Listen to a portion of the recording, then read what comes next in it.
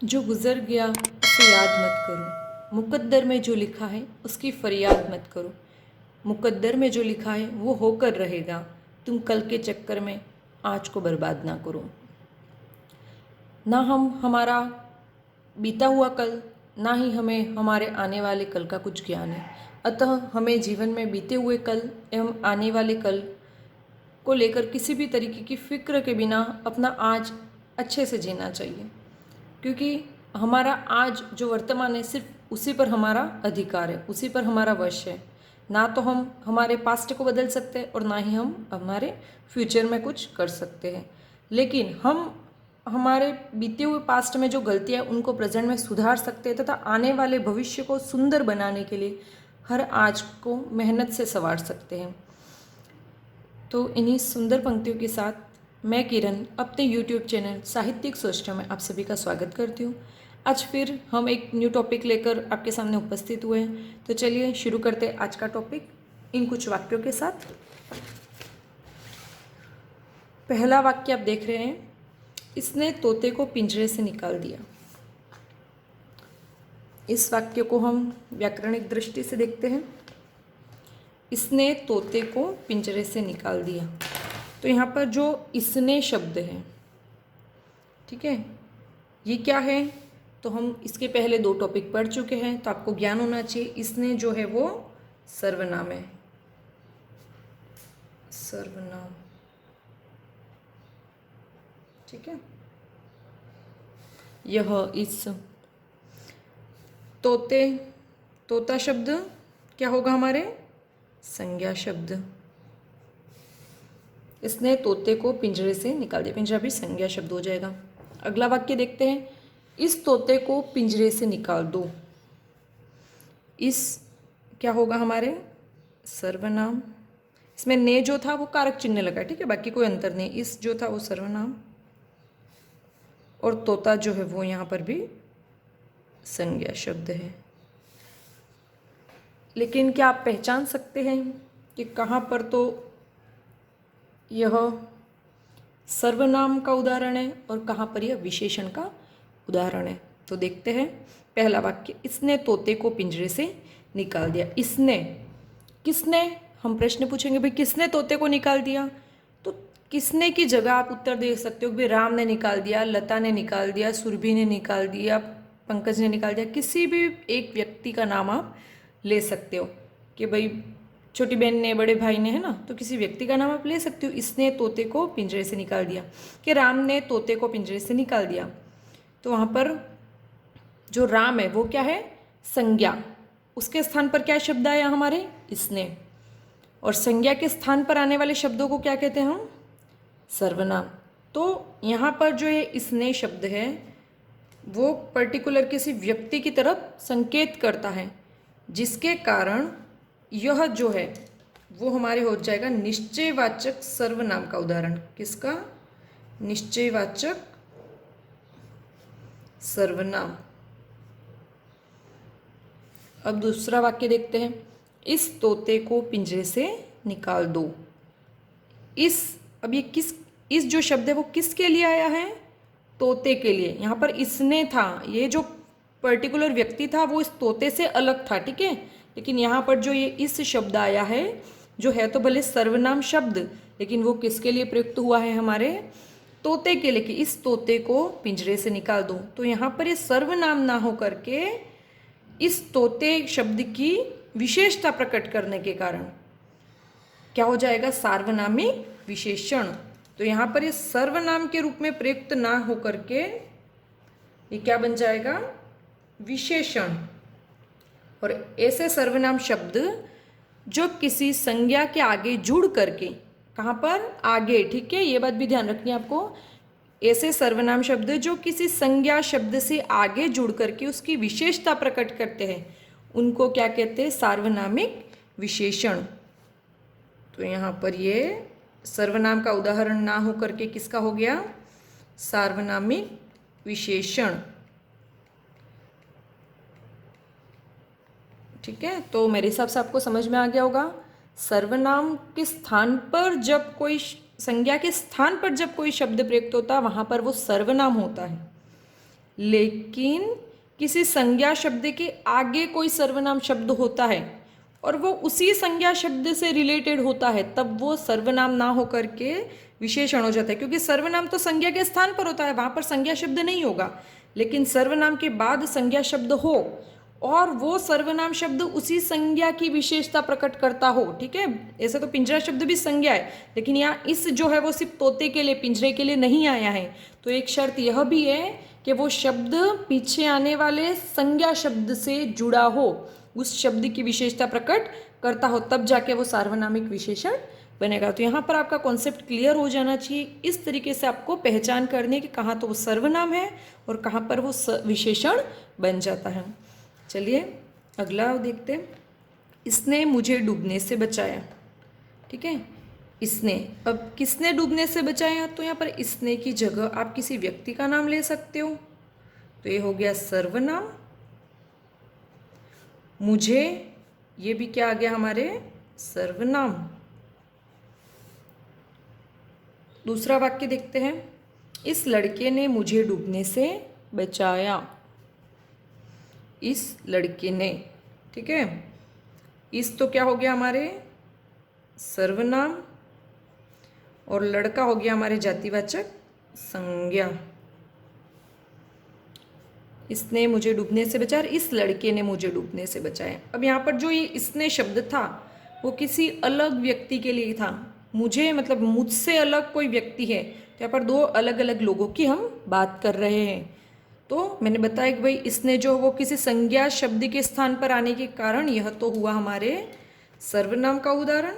उसमें भी आपके फिक्स हो जाएगा निश्चयवाचक, है ना, लेकिन यहाँ पर सर्वनाम। और इस लड़के ने, अब यहाँ पर पर्टिकुलर कोई लड़का है उसकी तरफ हम इशारा करके यहाँ पर ये जो इस शब्द है वो इसकी विशेषता इस लड़के के लिए बता रहा है ना, कि इस लड़के ने मुझे डूबने से बचाया। तो यहाँ पर जो ये इस है वो सर्वनाम ना होकर के क्या बन जाता है, यहाँ पर सार्वनामिक विशेषण, ठीक है। मेरे हिसाब से अब आपको क्लियर हो गया होगा।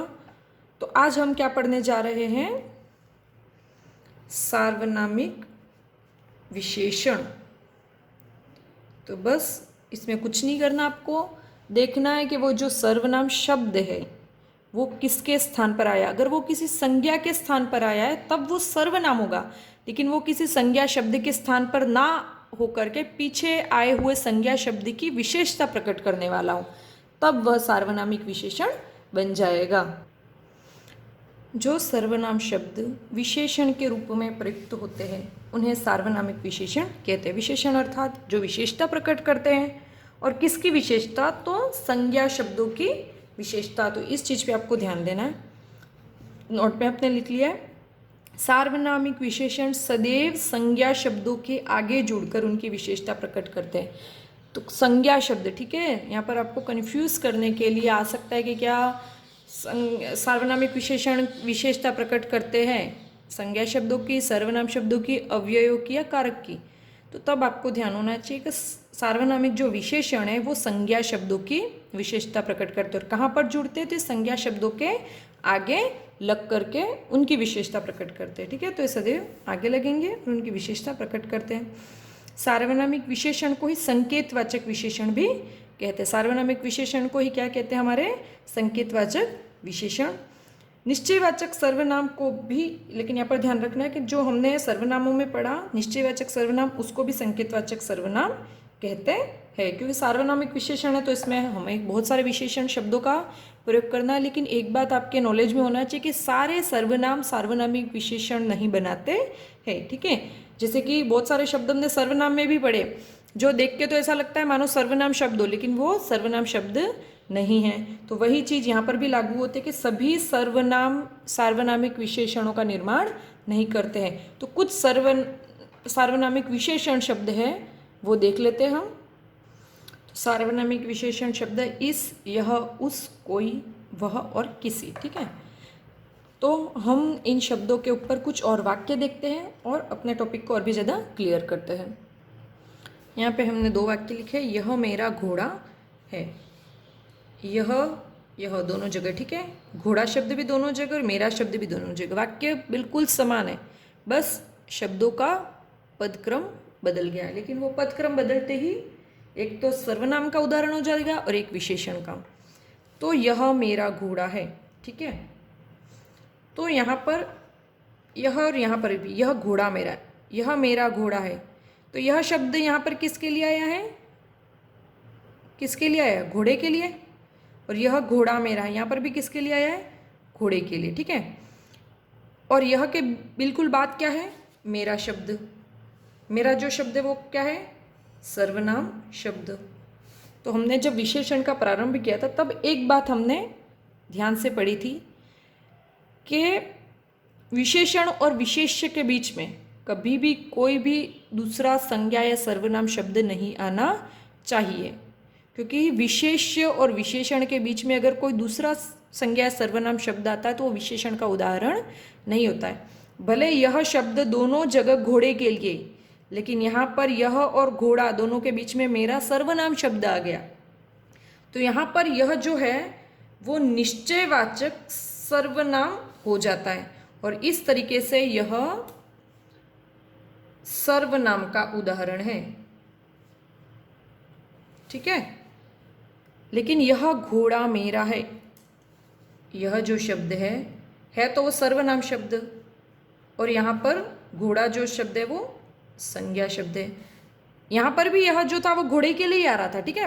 मेरा खुद के लिए नहीं आ रहा था। अगर मेरा के लिए आता, मतलब इस व्यक्ति के लिए अगर यह शब्द यूज होता तो यहाँ पर यह विशेषण होता, लेकिन यहाँ पर जो यह है वो भी घोड़े के लिए और यहाँ पर भी यह शब्द घोड़े के लिए। लेकिन यह और घोड़े के बीच में एक सर्वनाम शब्द आ गया, जिसके कारण यह विशेषण का उदाहरण नहीं हो सकता, क्योंकि विशेषण में हमने एक लाइन फिक्स लिखी थी कि विशेष्य और विशेषण के बीच में कोई भी अन्य शब्द नहीं आना चाहिए, चाहे वो संज्ञा शब्द हो चाहे सर्वनाम शब्द हो। तो यह घोड़ा मेरा है, तो यहाँ पर यह जो शब्द है वो इस घोड़े की विशेषता प्रकट कर रहा है। तो यहाँ पर यह जो है वो सर्वनाम न होकर के क्या बन जाता है? वो विशेषता प्रकट करने के कारण सार्वनामिक विशेषण, ठीक है। यहाँ पर यह इस घोड़े के लिए प्रयुक्त होने के कारण यहाँ पर यह बन जाता है सार्वनामिक विशेषण। तो पहला उदाहरण सर्वनाम का क्यों था और दूसरा उदाहरण विशेषण का क्यों है, ये मेरे हिसाब से आपको बिल्कुल क्लियर हो जाना चाहिए। बिल्कुल सेंटेंस सेम है, सिर्फ एक शब्द आगे पीछे हुआ है, लेकिन उस एक शब्द के आगे पीछे होने से कितना बदलाव आ जाता है। व्याकरण ऐसी ही चीज़ है जिसमें हमें एक एक चिन्ह का, चाहे वो एक छोटा सा विराम चिन्ह भी क्यों नहीं हो, उसमें भी अगर हम कहीं पे रुकने में, बोलने में गलती करते हैं तो उसका भी अर्थ का अनर्थ हो जाता है। तो इस तरीके से यहाँ पर ये सर्वनाम का उदाहरण हो गया और यहाँ पर ये विशेषण का उदाहरण हो गया। कुछ और उदाहरण देखते हम। अगला वाक्य देखिए, कोई आया है और उसके नीचे मैंने लिखा है कोई सज्जन आए हैं। इन दोनों वाक्यों को देखते हैं। कोई शब्द दोनों सर्वनाम है ना, ये भी सर्वनाम है और ये भी सर्वनाम है। कोई आया है, आना क्रिया हो गई ना, यहाँ पर आना क्रिया का रूप हुआ है आया, और यहाँ पर ये जो सज्जन है वो संज्ञा शब्द है। थोड़ा बहुत अंतर है, दोनों में सर्वनाम है कोई, लेकिन यहाँ पर एक कोई जो है, कोई आया है, इसका प्रश्न पूछा जाए कौन आया है तो आपको पता नहीं है, कोई व्यक्ति है भाई, उसको आप जानते नहीं हो, अनजाने। तो यहाँ पर ये जो कोई शब्द है वो अनिश्चयवाचक सर्वनाम का उदाहरण होगा। किसका होगा? अनिश्चयवाचक सर्वनाम। क्यों होगा? क्योंकि अगर आपको पता होता ये कोई जो व्यक्ति है, ये कोई राम है, श्याम है, लता है, मोहन है, तो आप कह सकते हैं राम आया है। तो कोई जो है वो किसके स्थान पर प्रयुक्त हुआ है? किसी संज्ञा शब्द के स्थान पर। लेकिन यहाँ पर देखिए कोई सज्जन आए हैं, यहाँ पर ये जो कोई शब्द है वो किसके लिए आया है? यहाँ पर सज्जन के लिए, संज्ञा शब्द है।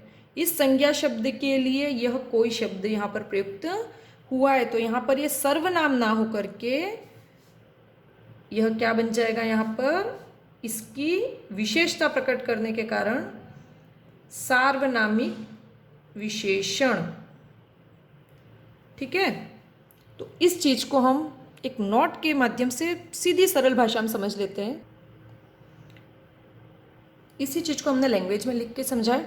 सर्वनाम शब्द संज्ञा शब्दों के स्थान पर आते हैं। सर्वनाम की परिभाषा ये कहती है संज्ञा के स्थान पर प्रयुक्त होने वाले शब्दों को सर्वनाम कहते हैं, ताकि बार बार वो संज्ञा शब्द का रिपीटेशन नहीं हो और दोहराने से पुनरुक्ति दोष नहीं हो। तो उस पुनरुक्ति दोष से बचने के लिए हम संज्ञा शब्दों के स्थान पर सीधे सर्वनाम शब्दों का प्रयोग करते हैं। तो जैसे कोई दरवाजे पर खड़ा है, यहाँ जो कोई है वो किसी व्यक्ति विशेष के लिए प्रयुक्त हुआ है, जैसे राम हो, मोहन हो, लता, हमको नहीं पता, हम उस व्यक्ति से अनजाने, इसलिए यहाँ पर अनिश्चयवाचक सर्वनाम है। लेकिन अगर हम उस व्यक्ति को जानते हैं और इसी वाक्य को हम तब कहते हैं राम दरवाजे पर खड़ा है।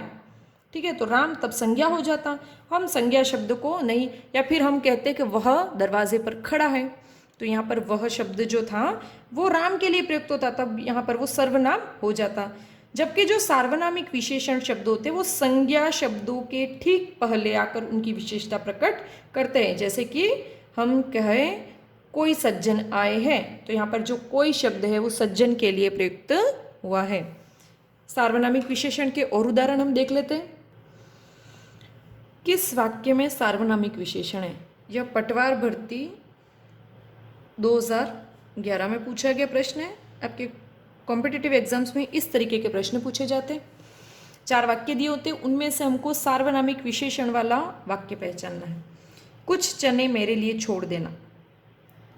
कुछ चने हम जब भी दुकान पे जाते हैं तो चनों को हम तोल से के लाते हैं ना, 1 किलो 2 किलो, लेकिन यहाँ पर कुछ चने शब्द दिया है, पता नहीं हमको कितने, तो यहाँ पर हो जाएगा अनिश्चयवाची परिमाणवाचक विशेषण, विशेषण। ठीक है, विशेषण तो है कुछ चने, कुछ जो शब्द है वो चनों के लिए आया है, लेकिन यहाँ पर वो परिमाणवाचक विशेषण का उदाहरण होगा। और निश्चित नहीं है संख्या, पता नहीं कितने तोल के माप निश्चित नहीं है, इसलिए अनिश्चयवाचक। प्रतीक 5 केले खा गया। कितने? 5, संख्या आ गई भाई ये अपन को, और संख्या भी निश्चित है, तो यहाँ पर तो हो गया निश्चित संख्यावाची विशेषण, क्योंकि हम केलों को तो गिन सकते हैं ना, इसलिए यहाँ पर केले जो शब्द आप बोलोगे भाई बाजार से तो हम तो केले तो तोल के लाते हैं, लेकिन केलों को हम अलग अलग गिन सकते हैं। 5 केले तो 1 2 3 4 5 अलग अलग अपन उसको, तो इसलिए निश्चित संख्यावाची विशेषण। कुछ बच्चे चंदा मांग रहे थे। बच्चे शब्द है, ठीक है, उसके आगे लग गया कुछ, तो बच्चों को भी आप हम गिन सकते हैं, तो यहाँ पर भी ये भी, लेकिन कुछ बच्चे, तो हमको पता नहीं नियत कितने हैं, तो यहाँ पर ये अनिश्चित संख्यावाची विशेषण का उदाहरण हो गया। हमारा अब आता है विकल्प नंबर 4। पहले 3 क्यों नहीं है वो हमने देख लिया। हमेशा परीक्षा में आपको इसी तरीके से करना है। सॉल्व जब भी करो हमको पता है कि ये उत्तर सही है, लेकिन बाकी 3 गलत क्यों है ये हमेशा कंफर्म करना ज़रूरी होता है। कभी कभी क्या होता है विकल्पों में भी कुछ न कुछ ऐसा प्रॉब्लम आती है जिसकी वजह से कुछ प्रश्न डिलीट होते हैं, तो उसमें तो सबको ही लाभ होगा, लेकिन हमको फिर भी अपनी तसल्ली के लिए कभी कभी क्या जल्दबाजी में हम चीज़ों को सही कर देते हैं, लेकिन बाकी 3 को जब गलत है ये प्रूव हो जाता है उसके बाद हम और भी श्योर हो जाते हैं। अगर उनमें से कुछ भी डाउट रहता है तो हो सकता है हम जिसको सही मान रहे थे उसमें कुछ ऐसा शब्द है जो हम मिस कर रहे हैं और वो वाकई में वो सही नहीं है, तो उस केस में हम हमारा क्वेश्चन गलत करने से बच सकते हैं। यह लड़का बहुत चालाक है। ठीक है, तो यहाँ पर हम, यह तो आपके हो गया सर्वनाम, लड़का हो गया संज्ञा, बहुत यह प्रविशेषण, हम आगे यही टॉपिक पढ़ेंगे। चालाक जो है वो हमारे हो गया विशेषण, गुणवाचक विशेषण। ठीक है, लेकिन यहाँ पर यह जो है वो किसके लिए प्रयुक्त हो रहा है? लड़के लिए। यह बहुत चालाक है, सीधा ऐसे आता तो सर्वनाम का उदाहरण होता, लेकिन यहाँ पर यह जो शब्द है वो किसके लिए आया है? इस लड़के के लिए, तो इसलिए यह हमारे सार्वनामिक विशेषण का उदाहरण है। इस वाक्य में 2 विशेषण है, जरूरी नहीं कि एक वाक्य में एक ही विशेषण हो। ठीक है, तो यहाँ पर अगर बहुत चालाक है, यह लड़का बहुत चालाक है, इस बेस पर हम देखें तो यहाँ पर गुणवाची विशेषण भी है, लेकिन हमको पूछा गया है सार्वनामिक विशेषण का है, तो इस वाक्य में सार्वनामिक विशेषण सिर्फ और सिर्फ इस चौथे विकल्प में मिलता है। तो इस हिसाब से हमारा चौथा विकल्प सही है। और उदाहरण देखते हैं। इस युवक को मानव सेवा सम्मान मिला। इस जो शब्द है वो युवक के लिए प्रयुक्त हुआ, इसलिए सार्वनामिक विशेषण होता है। यह शहर चादरों के लिए प्रसिद्ध है। यह शब्द किसके लिए आया है? शहर के लिए। वह किसी को लेकर आया है। व्यक्ति का नाम भले नहीं है लेकिन किसी को लेकर आया है, तो वह शब्द यहाँ पर इस किसी जो पर्टिकुलर व्यक्ति है उसकी विशेषता प्रकट करना है।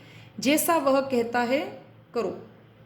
तो इसमें ये दो वाक्य जो मैंने नीचे लिखे वो मैंने एक व्याकरण की पुस्तक में देखे थे, इसलिए मैं इनको लिखा। जैसा वह कहता है करो। कैसा वह कहता है, तो यहाँ पर जो जैसा है वो उस व्यक्ति के कहने पर तो डिपेंड करता है, लेकिन उस व्यक्ति पर डिपेंड नहीं करता है। तो जैसा का उत्तर उस व्यक्ति के कथन पर डिपेंड करेगा, ना कि उस व्यक्ति पर। तो जैसा है वो वह के लिए नहीं आया है, बल्कि इस व्यक्ति के द्वारा कही गई बात के लिए आया है। तो इस कारण से यह जो है वो विशेषण का उदाहरण नहीं है। समझ गए कि जैसा वह कहता है, तो हमेशा भाई आगे वाला जो शब्द है वो उस पर पीछे आने वाले शब्द से जुड़ा होना चाहिए। मैंने बोला कि भाई सर्वनाम शब्द अगर संज्ञा शब्द की विशेषता प्रकट करता है, तो जैसा है वो वह की विशेषता प्रकट नहीं कर रहा है। वह कौन गा रहा है? अगला एक जगह मैंने यह भी देखा था कि भाई उसने जितने भी सर्वनाम शब्द थे उनको सार्वनामिक विशेषण बना दिया। वह कौन गा रहा है? तो यहाँ पर यह प्रश्नवाचक सर्वनाम का उदाहरण है, ना कि कौन। तो कौन की जगह आप किसी व्यक्ति का नाम लिख सकते हो, तो संज्ञा के स्थान पर प्रयुक्त है ना, संज्ञा के स्थान पर प्रयुक्त है। अब राम, श्याम, मोहन कोई भी शब्द यहाँ डाल सकते थे। संज्ञा के स्थान पर प्रयुक्त शब्दों को क्या कहते हैं? तो इसलिए यह कौन जो है वो यहाँ पर सर्वनाम है। और सर्वनाम भी कौन सा हुआ? प्रश्नवाचक सर्वनाम।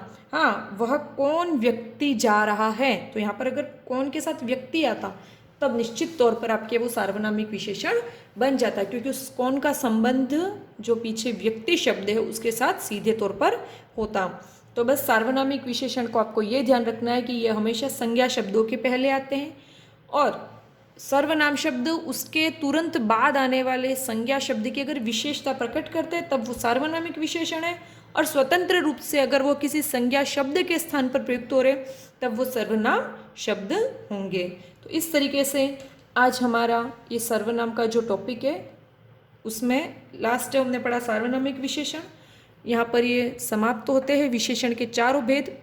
इसके अलावा भी हमको कुछ और विशेषण से संबंधित चीज़ें हैं जो पता होनी चाहिए, जैसे कि प्रविशेषण क्या है, विशेषणों की तुलना या के अवस्थाएं क्या होती है, तो वो हम कल के वीडियो में देखेंगे। आज के लिए बस इतना ही। आप सभी का वीडियो देखने के लिए बहुत बहुत धन्यवाद। अगर आपको सच में वीडियो समझ में आया, मैं जो समझाना चाहती थी या मेरे समझाने का तरीका अच्छा लगा, तो आप वीडियो को लाइक कीजिए और अपने दूसरे दोस्तों के साथ भी इस ज्ञान को बांटें, क्योंकि ज्ञान बांटने से बढ़ता है। किसी की मदद करना एक बहुत ही अच्छा काम होता है। तो इस अच्छे काम में आप भी अपना सहयोग दीजिए। धन्यवाद।